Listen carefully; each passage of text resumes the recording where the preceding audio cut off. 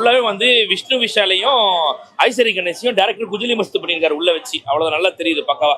வந்து சூப்பரா பண்ணியிருக்காங்க. நிறைய படத்துல வந்து அது மிஸ் பண்ணுவாங்க, இந்த படத்துல அது சூப்பரா பண்ணியிருக்காங்க. தமிழ் சினிமாவுக்கு வந்து செகண்ட் பார்ட் வந்து சாபக்கேடு தான். எப்பவுமே ஓடுறது ரொம்ப கஷ்டம், திக்கு திக்குன்னு இருக்கும். ரொம்ப ஹாப்பியாகவும் ஒரு படம். அதாவது நீங்க ஒரு படம் ஆரம்பிச்சதுலேருந்து ஒரு சின்ன லேக் இருக்கும், ஒரு ஃபீல் பண்ணுவோம், போர் அடிப்போம்னு கிடையாது. ஒரு ஹாப்பியா ஒரு ஜாலியா போயிட்டே இருக்கும், எல்லாருமே விரும்பி பார்க்க முடியும். Family oriented movie. கட்டா குஸ்தி 2 எனக்கு புரியல. பார்ட் 1 நல்லா இருந்ததுன்னு வந்து உட்காந்தேன். ஒரு சில விஷயம் எனக்கு செட் ஆகல. Cat and mouse game first ஹாஃபை விட செகண்ட் ஹாஃப்ல இன்னும் சூப்பரா காமிச்சிருக்காங்க. கருணாகரன் சாரோட ரோல் ரொம்ப நல்லா இருக்குது ஃபர்ஸ்ட் ஹாஃபை விட. இதுல அந்த சின்ன பொண்ணு ஜாரா, அந்த பொண்ணு செம சூப்பரா நடிச்சிருக்கு. அந்த பொண்ணுக்குள்ள கவுண்டர் எல்லாமே வந்து செமையா வந்திருக்கு படத்துல. இந்த ஜென்சி கிட்ஸ்க்கெல்லாம் பிடிக்கிற மாதிரியான கதைலாம் கிடையாது. ஃபேமிலி ஆடியன்ஸ்க்கு தான், பெண்களுக்கான ஒரு படமாக தான் எடுத்திருக்காங்க. கட்டா குஸ்தி 2 நீங்க வந்து கட்டா குஸ்தி 2 வந்து செகண்ட் ஹாஃப்காக கண்டிப்பா பார்க்கலாம். ஃபர்ஸ்ட் ஹாஃப் வந்து லேக் இருக்குன்னு தான் சொல்லுவேன். ஏன்னா தியேட்டருக்குள்ளேயுமே யாருமே என்ஜாய் பண்ணி கை தட்டி ஃபர்ஸ்ட் ஹாஃப் பார்த்த மாதிரி இல்லை. ஆனால் அதுக்கு அப்படியே ஆப்போசிட்டா செகண்ட் ஹாஃப் நடந்துச்சு. ஃபர்ஸ்ட் ஹாஃப் அந்த ஃபர்ஸ்ட் பார்ட்டுக்கும் செகண்ட் பார்ட்டுக்கும் லீட் எப்படி இருக்கும் அப்படின்றதுக்காக தான் வந்தோம். அது வந்து சூப்பராக பண்ணியிருக்காங்க. நிறைய படத்தில் வந்து அது மிஸ் பண்ணுவாங்க, இந்த படத்தில் அது சூப்பராக பண்ணியிருக்காங்க. ஸோ ஃபேமிலியாக ஹஸ்பண்ட் அண்ட் ஒய்ஃபாக இருந்தீங்கன்னா கண்டிப்பாக வந்து பாருங்கள், சூப்பராக இருக்கும் படம். தமிழ் சினிமாவுக்கு வந்து செகண்ட் பார்ட் வந்து சாபக்கேடு தான். எப்பவுமே ஓடுறது ரொம்ப கஷ்டம், திக்கு திக்குன்னு இருக்கும். இதுலேயும் ஒன்றும் இருக்காது. ஃபர்ஸ்ட் ஹாஃப்ல வந்து ஃபர்ஸ்ட் பார்ட்ல வந்து இந்த ஒரே ஒரு சீன், இந்த முடியை பிடிச்சி இழுப்பாப்ல, அந்த சீன் வந்து படத்துக்கு செம்ம மாசு. நான் கூட நினைச்சுக்கிட்டு இருந்தேன் அந்த சீன் ஒரு ரெஃபரன்ஸா வந்தா நல்லா இருக்குமேனு. இந்த படத்துல ஃபர்ஸ்ட் 10 நிமிஷத்துல அந்த சீன் வந்தது ரொம்ப சூப்பரா இருந்துச்சு. நல்லா பண்ணிருக்காங்க படத்துல. வந்து எனக்கு வந்து இதுவரை தமிழ் சினிமா வந்து ரெகனைஸ் கொடுக்கலன்னு சொல்லிட்டு வருத்தப்பட்டாரு. இந்த படத்துல அந்த பொண்ணு சொல்லுவோம் ப்ராமிஸ் அப்படின்ற ஒரு விஷயம் சொல்லுவோம். அதே மாதிரி நம்மளும் சொல்றோம் ப்ராமிஸ் ப்ரோ, உங்களுக்கு கண்டிப்பா இந்த படத்து மூலமா ரெகனைஸ் இருக்குன்னு நான் வந்து நம்புறோம். அந்த அளவுக்கு பண்ணிருக்காங்க. ஐஸ்வர்யா லட்சுமி வேற லெவல். ரொம்ப ஜாலியாகவும், ரொம்ப எந்தூவாகவும், ரொம்ப என்டர்டைன்மெண்ட்டாகவும், ரொம்ப ஹாப்பியாகவும் ஒரு படம். அதாவது நீங்க ஒரு படம் ஆரம்பிச்சதுலேருந்து ஒரு சின்ன லேக் இருக்கும், ஒரு ஃபீல் பண்ணுவோம், போர் அடிப்போம்னு கிடையாது. ஒரு ஹாப்பியா ஒரு ஜாலியா போயிட்டே இருக்கும், எல்லாருமே விரும்பி பார்க்க முடியும். ஃபேமிலி ஓரியன்டட் மூவி, உங்களுக்கு எல்லாமே இருக்கும். படம் ரொம்ப நல்லா இருக்குது. ஸ்டார்டிங் ஆரம்பிச்சதுலேருந்தே படம் கலகலன்னு போகுது. ஃபர்ஸ்ட் ஹாஃப்ல இருந்ததை கொஞ்சம் காமிச்சிட்டு அப்படியே கதையில உள்ள வராங்க. அப்புறம் அதோட இன்ட்ரோ ஓப்பன் பண்றாங்க. செகண்ட் ஹாஃப் போகும்போது படம் இன்னும் நல்லா இருக்குது. படம் ஃபன்னா இருக்குது, ரொம்ப நல்லா இருக்குது. ரொம்ப நாள் கழிச்சு ரொம்ப சிரிச்சு நல்லா பார்த்தோம். ஃபேமிலி மூமெண்ட்ஸ் ஆகட்டும், காமெடி மூமெண்ட்ஸ் ஆகட்டும், எல்லாமே நல்லா இருக்குது. கிளைமேக்ஸ் இன்னும் சூப்பராக இருக்குது. விஷ்ணு விஷால் ஆக்டிங் அவர் இப்போ ஃபர்ஸ்ட் பார்ட்டுக்கு கம்பேர் பண்ணும்போது செகண்ட் பார்ட்டில் இன்னும் சூப்பராக பண்ணியிருக்காரு. அண்டு ஹீரோயின் ஐஸ்வர்யா லட்சுமியாக இருக்கட்டும், அவங்களுமே நல்லா பண்ணியிருந்தாங்க. ரெண்டு பேருமே ஃபர்ஸ்ட் பார்ட்டை விட செகண்ட் பார்ட்டில் இன்னும் கொஞ்சம் நம்ம எஃபோர்ட் போட்டால் தான் படம் எடுத்துகிட்டு போக முடியுன்றனால நல்லா பண்ணியிருக்காங்க. ஃபர்ஸ்ட் பார்ட்ல என்னவோ மேல் ஈகோ தானே கிளாஷ் ஆனது. செகண்ட் பார்ட்லயுமே மேல் ஈகோ கிடையாது, ஃபீமேல் ஈகோ கிளாஷ். ஃபர்ஸ்ட் பார்ட்டை அப்படியே ஆப்போசிட்டா எடுத்திருக்காங்க, வைஸ் வெர்சா கான்செப்ட் எடுத்திருக்காங்க. இந்த பார்ட் ஃபுல்லாவே ஐஸ்வர்யா லட்சுமி தான் தாங்கிட்டு போனாங்க. அண்ட் கிளைமேக்ஸ்ல அவங்க ரெண்டு பேரும் மறுபடியும் எப்படி சேர்றாங்க அப்படின்ற மாதிரி தான் எடுத்து போய் பிடிச்சாங்க. கருணாஸோட காமெடி சீன்ஸா இருக்கட்டும், அந்த மலையாளி டீச்சர் வராங்க அவங்களோட காமெடி சீன்ஸா இருக்கட்டும், அவங்களோட டான்ஸ் ஆடுற சீன்ஸா இருக்கட்டும், எல்லாமே செகண்ட் ஹாஃப் வந்து செம்மையா இருக்கட்டும். ஃபர்ஸ்ட் பார்ட்டோட கம்பேர் பண்ணும்போது செகண்ட் பார்ட் நல்ல அப்கிரேடா பண்ணிருக்காங்கன்னு நினைக்கிறீங்களா? இல்ல ஓகே தான். ஆமா, ஃபர்ஸ்ட் பார்ட் அளவுக்கு இல்ல. என்ன குறைபாடு இருக்கு அந்த ஃபர்ஸ்ட் பார்ட்டோட கம்பேர் பண்ணும்போது? ஃபர்ஸ்ட் பார்ட் வந்து உங்களுக்கு ஸ்டார்டிங்ல இருந்து எண்டிங் வரைக்குமே வந்து நல்ல ஸ்டோரி லைன் இருக்கும். இதுல அதே ஸ்டோரி லைன் தான். அதுல அதே கோச் தான் பிரச்சனை பண்ணுவாரு, இதையும் அதே கோச் தான் பிரச்சனை பண்ணுவாரு. அது எல்லாமே ஸ்டோரி லைன் ஒன்று தான்.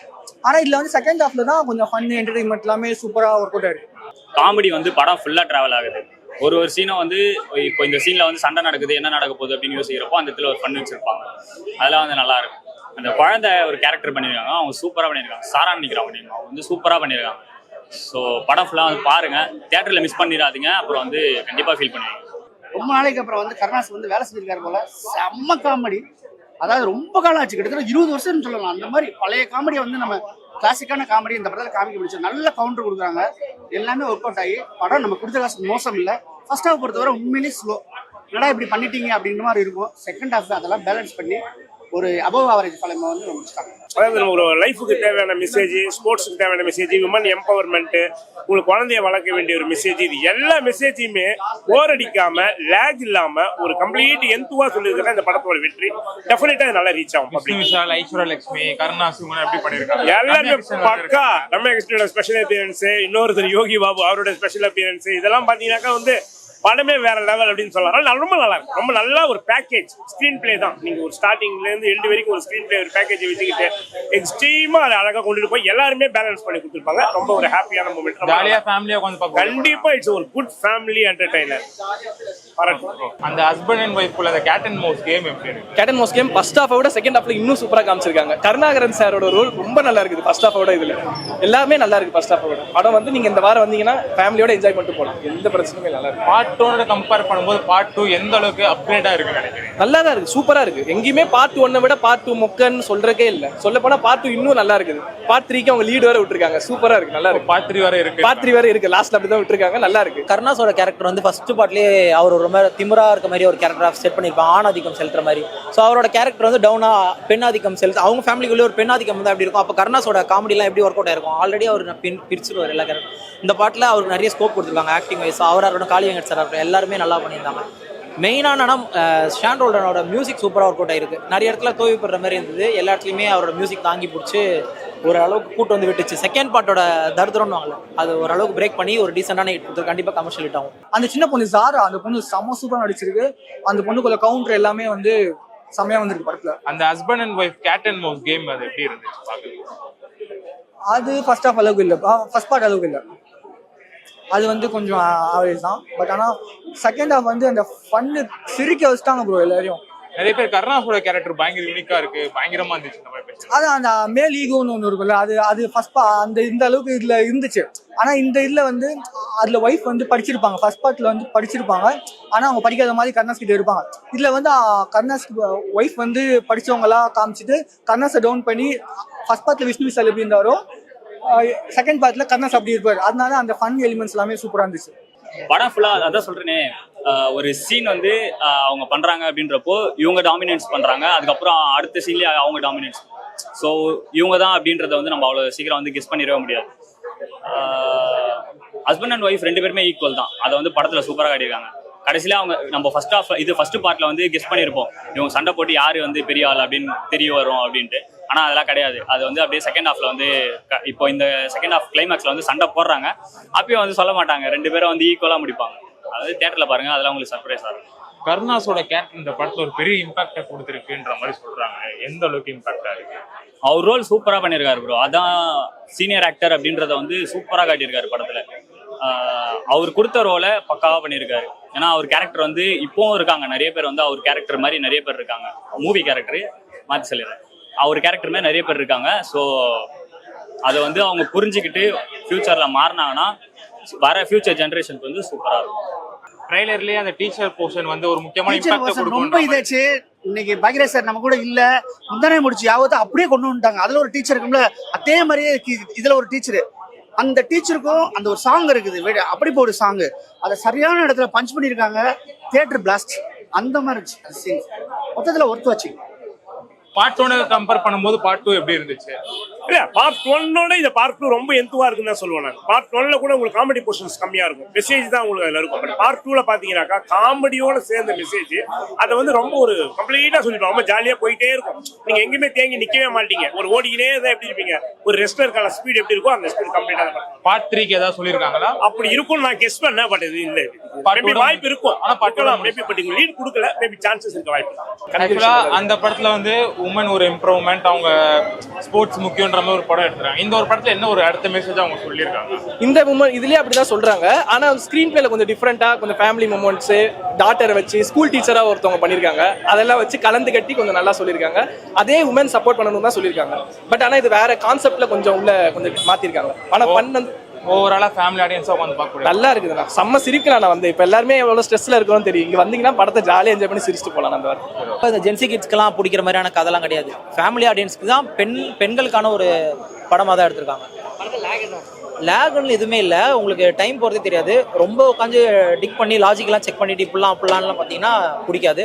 மற்றபடி டீசெண்டாக ஒரு ஃபன்னான ஒரு கமர்ஷியல் மூவியாக தான் இருந்தது. ஓவராலா படம் யாருக்கானது? படம் வந்து யாருக்கானதுன்னா, இந்த ஹஸ்பண்ட் அண்ட் ஒய்ஃப்ல பிரச்சனை நடக்கும்போது நடுவில் ஒருத்தவங்க வராங்கல்ல, அவங்களுக்கானது. ஃபுல்லாவே வந்து விஷ்ணு விஷாலையும் ஐஸ்வரி கணேசையும் டேரக்டர் குஜிலி மஸ்து பண்ணியிருக்காரு உள்ள வச்சு. அவ்வளவு நல்லா தெரியுது பக்காவா. ஒரு மொக்க படத்துக்கான 10 பொருத்தமும் பக்காவா இருக்கு உள்ள. படத்துல யாரை கேட்டாலும் இவரு கருணாஸ் போர்ஷன் சூப்பரா இருக்குன்னு வாங்க. ஆக்சுவலா சூப்பராலாம் இல்ல, படம் காட்டு மொக்க படம்ன்றதா அந்த போர்ஷன் நல்லா தெரியுது. அவ்வளவுதானே தவிர வேற ஒண்ணுமே கிடையாது. கட்டா குஸ்தி 2 எனக்கு பிடிக்கல. ஏன் பிடிக்கல? பார்ட் 1 நல்லா இருந்ததுன்னு வந்து உட்காந்தேன். ஒரு சில விஷயம் எனக்கு செட் ஆகலை. திருப்பி வந்து ஒரு சில சிமிலர் சீன்ஸ் வந்து இருக்குது. பெரிய பெரிய கேரக்டர்ஸை கொண்டு வந்திருக்காங்க, அவங்கள சரியாக யூஸும் பண்ணலை. ஸோ யூஸ் பண்ணாத போது அந்த சீரியல் மாதிரி எனக்கு ஒரு சில ஃபீல் ஆயிடுச்சு. சரி அப்படியே போனால் அந்த செகண்ட் ஹாஃப் கொஞ்சம் லைட்டாக மாறும்னு பார்த்தா அப்படியே இந்த ஃபர்ஸ்ட் ஹாஃபில் என்ன மாதிரியான ஒரு சில விஷயங்கள் பண்ணாங்களோ அதே வச்சு ஒப்புதேத்திட்டாங்க.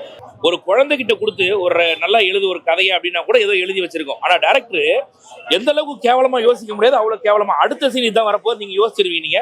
அந்த அளவுக்கு கேவலமா எடுத்திருப்பாங்க. கிளைமேக்ஸ் போர்ஷன் ஓரளவுக்கு ஒப்பேத்திருப்பாங்க. அதுதானே தவிர அதுவும் நமக்கு தெரிஞ்சு போச்சு.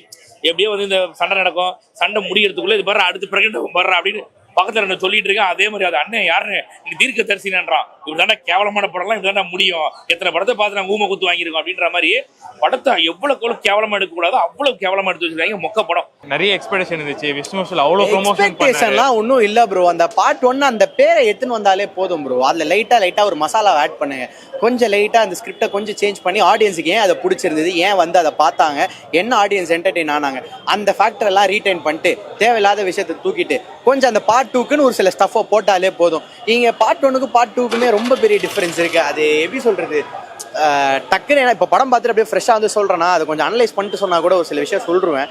அப்படியே ஃப்ரெஷ்ஷாக பேசுறதுனால எனக்கு கொஞ்சம் ரொம்ப இதுவாக இருக்குது. பட் ஓவரால் டிசப்பாயின்மெண்ட் தான். எனக்கு டிசப்பாயின்மெண்ட் தான். மற்றவங்களுக்கு தெரில, கேட்டு பாருங்க. எனக்கு டிசப்பாயின்மெண்ட். ஒரு 110 ரூபா கொடுத்து ஒரு மெகா சீரியலை பார்க்கணும்னு நினைச்சீங்கன்னா உள்ள வந்து பாருங்க. இல்ல நான் சன்னெக்ஸ்லயே நிறைய சீரியலை பார்ப்பேன்னா விட்டுருங்க, அவ்வளவுதான் சொல்லுவேன் நான்.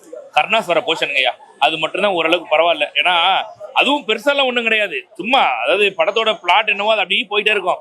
என்ன அவர் வர சீன் என்னன்னாக்கா படம் காட்டு முக்கியா போய் தூங்குற நிலைமையில இருப்போம் நம்ம. அப்போ கருணாஸ் வரும்போது லைட்டா நம்ம முழிச்சு பார்ப்போம், அவ்வளவுதானே தவிர சொல்லிக்கிற அளவுக்கு ஒண்ணுமே இல்லை. அந்த கட்டா குஸ்தின்ற பேரை கெடுத்துட்டாங்க, அவ்வளவுதான். பார்ட் 1 கெடுத்துட்டாங்க. இந்த ரம்யா கிருஷ்ணன்லாம் வருது, கட்டையை கொண்டு அடிக்கலாமான்னு இருக்கு உண்மையிலே. அதெல்லாம் வராம இருந்தா கூட படத்தை ஓரளவுக்கு ஓகேன்னு நம்ம வந்து ஒன்றும் பண்ணல. இந்த ஜட்ஜி மேல இருக்கிற மரியாதையே போயிடுச்சு நமக்கு. அந்த மாதிரி உள்ள பண்ணி வச்சிருப்பாங்க. போய் பாருங்க, நீங்க ஐயோ பார்க்காதீங்கன்ற தெரிஞ்சு பாத்துறாதீங்க. நானே சொல்றேன், அவ்வளவு காட்டு மொக்க படம் உண்மையிலேயே ரொம்ப மோசமான ஒரு படம்.